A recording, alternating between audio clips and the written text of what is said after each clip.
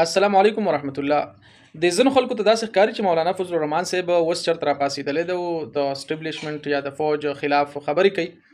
داسې نه ده. مولانا صاحب د 1980 نه سیاست شروع کړی دی. د جنرال ضیاء الحق دور او ښه طاقتور فوجي جرنیلو مارشل لا یې لګولې وه. مولانا صاحب نوجوانو د 25-30 سال په عمر کې او په دغه وخت کې د جی یو آی امیر جوړ کړی شو. د هغه نه بعد د مسلسل هغه خپل سیاسي تحریک په غټه سطح باندې شروع کو. په هغه باب کې جنرال ضیاء الحق د مارشل لا خلاف مولانا فضل الرحمن صاحب خپل یو توانا आवाज د قوم په आवाज کې شامل کو. مولانا صاحب په هغه پاداش کې 15 کاله جیل وخوړو. یعنی دا کوم کسان چې وسره پاسي او هغه ته داسې ښکاری چې یاره دا مولانا صاحب چرته وس یا وزارت ورته نه ملاويږي یا څه، نو دا د تاریخ نه خبر. مولانا صاحب ته چې په دې دور کې بلکې 2018 نواله وسه پورې د وزارتونو او د حکومتونو کم آفرز شوي دي، نو دا په یو دور کې نه دي شوي. په دې پورا تقریبا 45-50 سال کې مولانا صاحب په حکومت کې حصدار صرف وکاله پاتې شوی دی او نور مکمل د حکومت نه بهر په اپوزیشن کې پاتې شوی دی.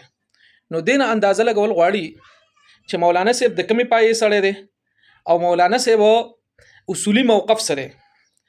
د مولانا صاحب اصولی موقف هغه د 1982 نه والا د 2026 پورې صرف او صرف یو پاتې شوی دی.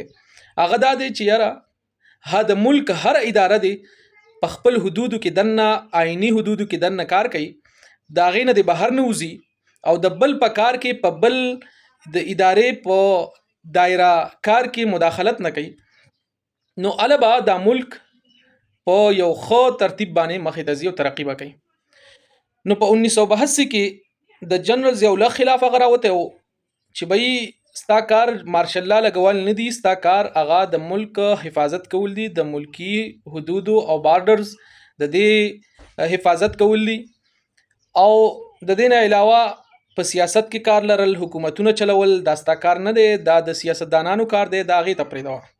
یعنی یو نوجوان کس د هغه وخت نه یو موقف را نیولې دی او د 2026 پورې مسلسل په یو موقف باندې ولاړ دی چې هر ادارې ته دا وینا کوي چې به تاسو په خپل حدود کې خپل کار کوئ، د بل په حدود کې کار ملرئ، تاسو په خپل دایره کې خپل مضبوط کار کوي، پاغه کې بس تاسو سره څوک هیڅ قسمه مداخلت نه کوي، تاسو ته به څوک هیڅ قسمه سنوي او کو چرته دغه حدود نه وزي نو بیا به د تنقید په ضد کې راځي. نو تاسو وګورئ په 2018 نه بعد مولانا صاحب هم په دغه طریقې سره د حکومت خلاف د اسټبلیشمنت خلاف مسلسل میلیون مارچ وکړي او دغه خبره کوله چې به سیاست کې تاسو مداخلت مکوئ. او اوس چې کله 2024 سلیکشن وشو نو تاسو ته پته را چې باقي هم مداخلت وشو. نو مولانا صاحب بیا هم ویل چې دا مداخلت هم ټیک نه دی کړی. نو لہذا مولانا صاحب یو موقف هغه د 1982 نه تر اوسه پورې را روان دی او صرف او صرف دغه خبره کوي چې را فوجي اداره چې کومه دا اسټبلیشمنت چې کوم دایره کار دی دغه د مداخلت په سیاست کې نه کوي، سیاست سیاستدانانو ته پریدي، نو ملک به الا په خطر قصر چلیږي. اوس چې کوم نوجوانان دي او هغه د سن نه دي خبره، دا غي د خیال دی چې مولانا صاحب هغه صرف اوس را پاسېدل دي. نو دا خبره په ذهن کې کېدی چې لک تاریخ وګورئ، مولانا صاحب په هغه وخت کې په جیل کې ټیم تیر کړي، په کوم وخت کې چې دا نور سیاستدانان الیالا پیدا شوي نو او یا پیدا شوي خلا د سیاست د خبرونه خبر نو. مولانا صاحب په هغه وخت کې د سیاسي جیلونه چې د قوم د لپاره خړلې دي او په جیل کې هغه سختیانه برداشت کړې دي. دا یو سینیر سیاستدان دی، دا سیماشوم نه دی، دا ډېر پخته باشعوره با عقلمند زیرک عالم دین سیاستدان هر قسمه هغه ټولو خلکو منو دي. نو لہذا هغه چې کوم خبره کوي نو هغه په حدودو کې دن نه کوي او د حدودو نه بهر هغه یو خبره نه کوي. لہذا مولانا صاحب د خبرې تایید کول پکار دی او پاغي باندې غور او فکر کول پکار دی، پاغي باندې نظرثانی کول پکار دی چې دا مولانا اخر د یو د 50 کالونو د نس صدینا یو خبره رانی ولید هغه کین په دې کې خو بس وزن ځکه به کوي او دا غي د وجه نه ملک حالات هم برابرېږي نه.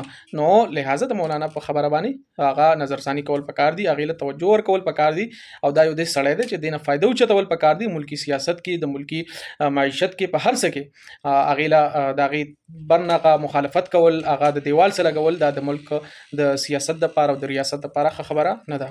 ډیره مننه، شکریہ.